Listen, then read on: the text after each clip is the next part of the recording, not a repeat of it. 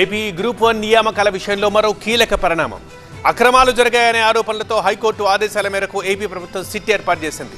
మార్చి 16లోగా హైకోర్టుకి report ఇవ్వాలంటూ సిట్కి deadline విధించడం ఆసక్తిగా మారుతోంది.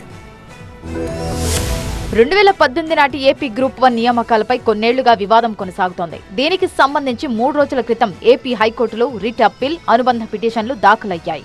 ఈ క్రమంలోనే గ్రూప్ 1 మెయిన్స్ అవకతవకలు, అక్రమాల నిగ్గు తేల్చేందుకు సిట్ ఏర్పాటు చేయాలంటూ ఏపీ హైకోర్టు ప్రభుత్వానికి కీలక ఆదేశాలిచ్చింది. హైకోర్టు ఉత్తర్వులతో CID IG doctor Ravishankar Ayyannar నేతృత్వంలో ఏపీ ప్రభుత్వం సిట్ ఏర్పాటు చేసింది. సిట్లో మరో సభ్యుడిగా సిఐడి ఎస్పీ కె చక్రవర్తిని నియమించింది. దర్యాప్తునకు సంబంధించి సోదాలు చేసేందుకు, ఆధారాల స్వాధీనానికి సిట్కు అన్ని అధికారాలు ఇచ్చింది.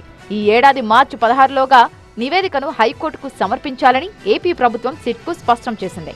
169 గ్రూప్ 1 పోస్టుల భర్తీకి 2018 డిసెంబర్ 31న ఏపీపీఎస్సీ నోటిఫికేషన్ ఇవ్వగా గ్రూప్ 1 మెయిన్స్ జవాబు పత్రాల మాన్యువల్ మూల్యాంకనంలో అక్రమాలు జరిగాయని ఆరోపణలొచ్చాయి. దీంతో పరీక్షను రద్దు చేసి మళ్లీ నిర్వహించాలని ఏపీ హైకోర్టు సింగిల్ జడ్జ్ 2024 మార్చి 13న తీర్పు ఇచ్చింది.